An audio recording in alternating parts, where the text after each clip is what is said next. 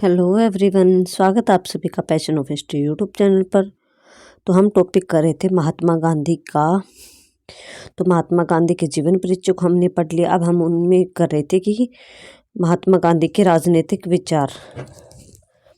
तो महात्मा गांधी के राजनीतिक विचारों में हमने जो है 15 पॉइंट्स को क्लियर किया था 3 पार्ट में। कि सत्याग्रह संबंधी विचार पहला विचार था, दूसरा था अहिंसा के बारे में विचार कि अहिंसा के बारे में गांधी जी की क्या सोच थी राजनीतिक मामले को लेकर। फिर थर्ड हमने देखा था राज्य संबंधी विचार, फोर्थ हमने देखा था शासन संबंधी विचार, फिफ्थ था लोकतंत्र संबंधी विचार, सिक्स था बहुसंख्यकों तथा अल्पसंख्यकों के संबंध के विषय में विचार, नेक्स्ट था धर्म एवं राजनीति के संबंधों के विषय में गांधी जी का क्या मानना था, नेक्स्ट साध्य एवं साधन के संबंधों पर विचार, उससे अगला था स्वतंत्रता संबंधी विचार कैसे थे, उससे नेक्स्ट था अधिकार एवं कर्तव्य के बारे में गांधी जी का क्या मानना था, उससे आगे हमने देखा था कि स्वराज्य के बारे में गांधी जी का क्या मानना था, राष्ट्रवाद और अंतर्राष्ट्रीयवाद के बारे में उनकी क्या सोच थी, गांधी जी की न्यास पद्धति क्या थी, सर्वोदय संबंधी गांधी जी के क्या विचार थे, अंत्योदय संबंधी गांधी जी के क्या विचार थे। तो इन सब का जो है हमने बहुत अच्छे से एक्सप्लेन करके जो है वो देख लिया था। आज हम पढ़ने वाले हैं, इसमें हमारा टॉपिक है मेन कि जो गांधी जी ने अपने राजनीतिक विचार दिए थे, राजनीतिक थॉट दिए थे, इनकी आलोचना हुई है, उनका क्रिटिसिज्म हुआ है। तो वो किस बेस पे इनकी आलोचना हुई है, उनकी आलोचना को आज हम पढ़ेंगे कि कौन कौन से उनके विचार की आलोचना हुई और वो क्यों हुई है। जिसमें कि हमारा सबसे पहला पॉइंट है विशिष्ट राजनीतिक विचारधारा का अभाव। कि गांधी जी ने जो अपने राजनीतिक विचार प्रस्तुत किए हैं, दिए हैं, उनमें जो है उनकी राजनीतिक विचारधारा का अभाव है। गांधी जी के राजनीतिक विचारों का एक प्रमुख दोष यह है कि वे किसी विशिष्ट राजनीतिक विचारधारा को अभिव्यक्त नहीं करते। उनका उद्देश्य क्या है कि भारत को ब्रिटिश शासन से स्वतंत्रता दिलाना, और अपने इस उद्देश्य की पूर्ति के लिए उन्हें जो अच्छा लगा उसका उन्होंने समर्थन कर डाला। इसका परिणाम यह हुआ कि उनके विचारों में विरोधाभास उत्पन्न हो गया। यही कारण है कि वे कभी पूंजीवाद का विरोध करते हैं तो कभी समाजवाद का। मतलब गांधी जी का मेन उद्देश्य क्या था कि गांधी जी का उद्देश्य था कि ब्रिटिश शासन से भारत को आज़ाद करवाए, और उसके लिए जो मुझे उचित कदम लगते हैं, जो मेरे सिद्धांत है, मैं उन्हीं सिद्धांत को फॉलो करूं। बाकी उन्होंने इस पर कोई विचार नहीं दिया। नेक्स्ट पॉइंट है हमारा कि मानव की प्रकृति की गलत धारणा। इसकी भी आलोचना हुई है गांधी जी की, कि गांधी जी ने जो मानव की प्रकृति है उसकी गलत धारणा प्रस्तुत की है। गांधी जी मानव के स्वभाव के बारे में व्यवहारिक दृष्टिकोण नहीं अपनाते हैं। वे जिस मनुष्य की बात करते हैं वह काल्पनिक देवता प्रतीत होता है, संसारिक मनुष्य नहीं। वे मनुष्य को बहुत ही अच्छा मानते हैं, जबकि वह ऐसा नहीं है। वह मनुष्य जो है वह अच्छा भी है और बुरा भी है। मनुष्य नैतिक भी होता है और अनैतिक भी।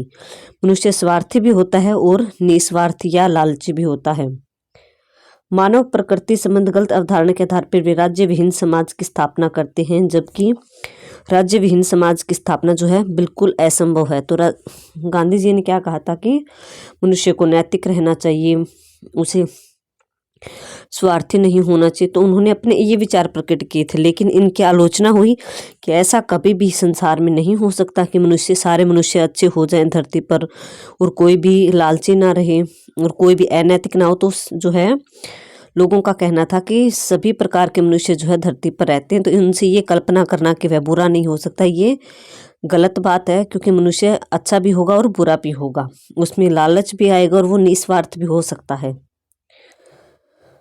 और जो गांधी जी कहते हैं कि जो राज्य विहीन समाज की राज्य की स्थापना नहीं होनी चाहिए देश में, तो ये भी उनकी गलत सोच है, क्योंकि राज्य के बिना जो है एक देश नहीं चल सकता। ये उनकी सोच कभी भी पूरी नहीं हो सकती। थर्ड पॉइंट धर्म और राजनीति। तो गांधी जी ने क्या, हमने पॉइंट में ऊपर पढ़ा था उनके विचारों में कि गांधी जी धर्म और राजनीति को बिल्कुल जोड़ कर रखते हैं। उनका मानना है कि धर्म और राजनीति के बिना जो है, धर्म राजनीति के बिना अधूरा और राजनीति धर्म के बिना। गांधी जी धर्म और राजनीति के मध्य काफ़ी घनिष्ठ संबंध बताते हैं। उतना वास्तव में नहीं है कि गांधी जी ने कुछ ज़्यादा ही बढ़ा चढ़ाकर धर्म और राजनीति का आपस में संबंध बताया था, लेकिन वास्तव में ऐसा नहीं है। धर्म व्यक्ति का व्यक्तिगत विषय है, क्योंकि इसका संबंध उसके पारलौकिक जीवन से है। कि धर्म जो है व्यक्ति का पर्सनल मैटर हो गया कि वो किस धर्म को फॉलो करता है।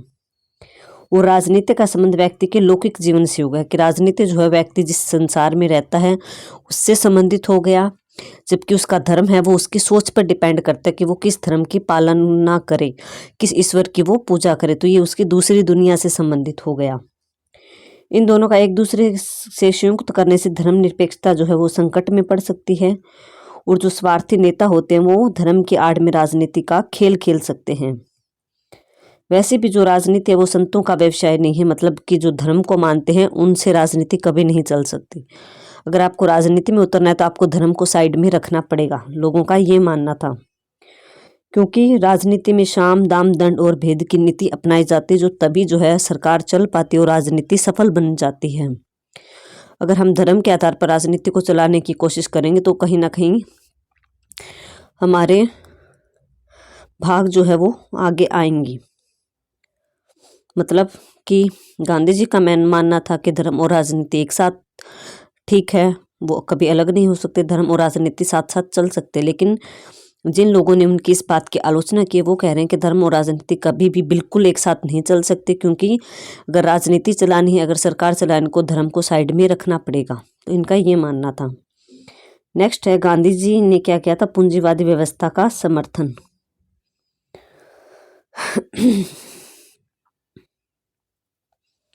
कि साम्यवादी विचारक कहते हैं कि गांधी जी पूंजीवादी व्यवस्था के समर्थक, मतलब कि उन्होंने पूंजीवाद का समर्थन किया था ना, कि आप संपत्ति इकट्ठा करो अपने पास, लेकिन उसको बचाकर अपने पास रखो लिमिट में, और बचे हुए संपत्ति जो धन है उसको समाज कल्याण के लिए लगा दो। गांधी जी का ऐसा मानना था। लेकिन गांधी जी ने जो है श्रमिकों के शोषण को समाप्त करने का कोई उपाय नहीं बताया। उल्टा उन्होंने पूंजीवादी व्यवस्था को कायम रखने के लिए अपनी न्यास पद्धति का सिद्धांत भी दिया। हमने पिछले क्लास में उनके विचारों में न्यास पद्धति का अर्थ पढ़ा था बिल्कुल अच्छे से, जिसमें न्यास पद्धति में क्या दिया हुआ था कि गांधी जी ने पूंजीवादी व्यक्तियों को, धनी व्यक्तियों को कहा है कि आप पैसे कमाओ, अपने पास इकट्ठा करो, लेकिन अपनी ज़रूरत का पैसा अपने पास रखकर बाकी का पैसा समाज कल्याण के लिए लगा दो। लेकिन गांधी जी ने समाज कल्याण में ये नहीं कहा कि आप किन वर्ग के लिए पैसा खर्च करो। श्रमिकों के शोषण से या फिर उनको ऊपर उठाने के लिए उन्होंने, गांधी जी ने नहीं कहा। इसी तरह वे वर्ग संघर्ष के सिद्धांत का समर्थन नहीं करते, पूंजीवादी व्यवस्था को उखाड़ फेंकने के रास्ते में बाधा बन जाते हैं। क्योंकि गांधी जी ने पूंजीवादी व्यवस्था का समर्थन किया है, लेकिन बाद में पूंजीवादियों को ये बोला कि पैसा इकट्ठा करो, लेकिन बचा हुआ समाज कल्याण के लिए लगा दो। उन्होंने कभी भी पूंजीवादियों को ये नहीं कहा कि आप पैसा इकट्ठा ही मत करो। लेकिन जो पूंजीवाद का विरोध करते हैं उन्होंने कहा कि पूंजीवादी अगर अपने पास धनी लोग पैसा इकट्ठा करते क्यों, उनको इकट्ठा भी नहीं करना चाहिए। इकट्ठा नहीं करेंगे तो वो समाज में अपने आप डिवाइड हो जाएगा। पहले पूंजीवादी अपने पास पैसा इकट्ठा करेंगे, फिर वो समाज के कल्याण के लिए कार्य करेंगे। तो इससे अच्छा यही है ना कि पैसा इकट्ठा ही ना करें। तो जिन लोगों ने पूंजीवादी व्यवस्था का विरोध किया है उन्होंने गांधी जी की इस बात का भी विरोध किया कि गांधी जी पूंजीवाद का समर्थन करते हैं। नेक्स्ट पॉइंट,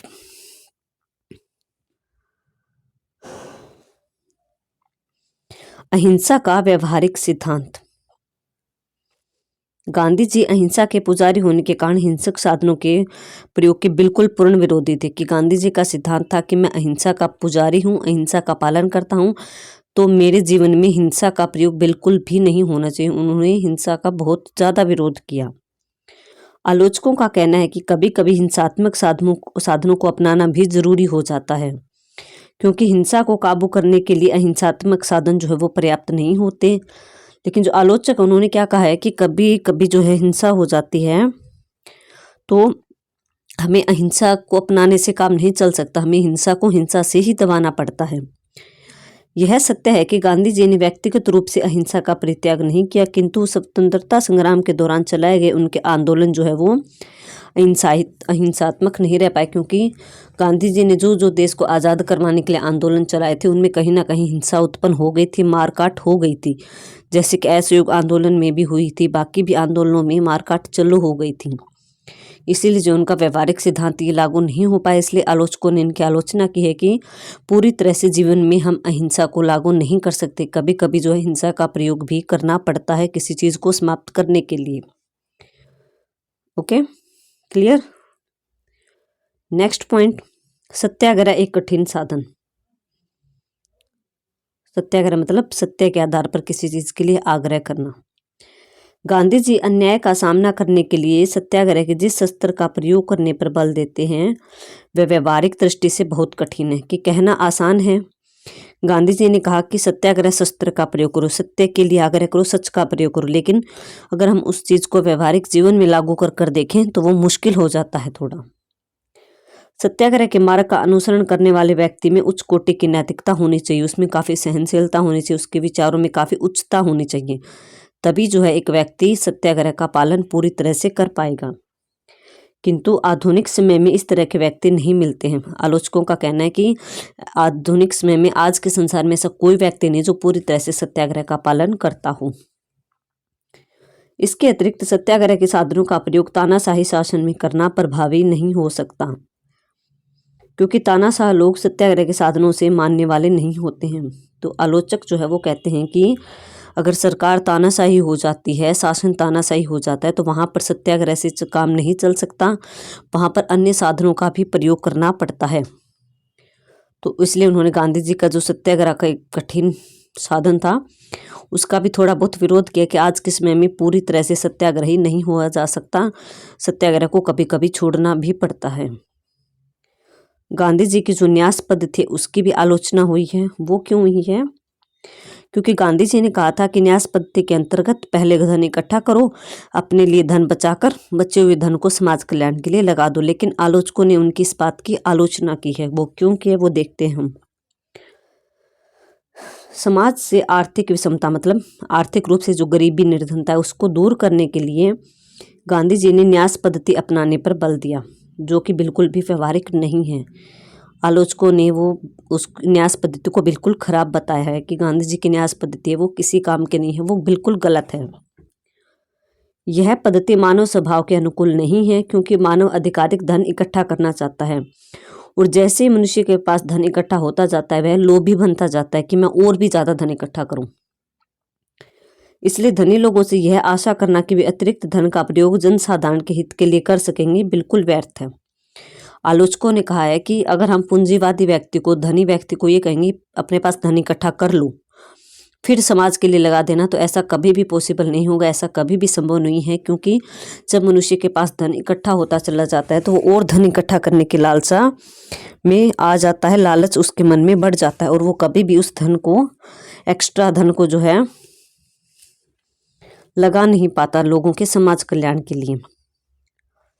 धनिक वर्ग जो अन्य व्यक्तियों का शोषण करके धन को इकट्ठा करता है वह इस धन का प्रयोग कभी भी समाज कल्याण के लिए नहीं कर सकता, ऐसा आलोचकों का कहना है।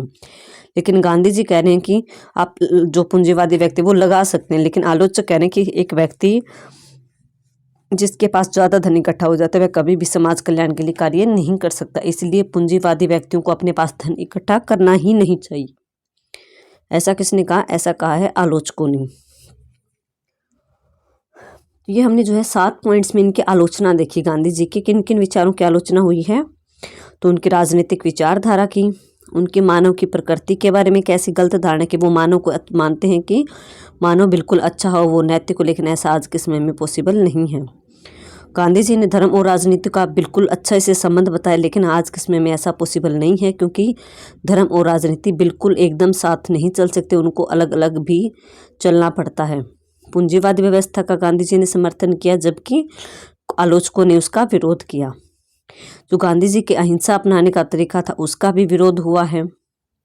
गांधी जी का जो सत्याग्रह अपनाने का मार्ग था उसका भी विरोध हुआ, और गांधी जी की जो न्यास पद्धति थी उसका भी आलोचना आलोचकों ने खूब की है।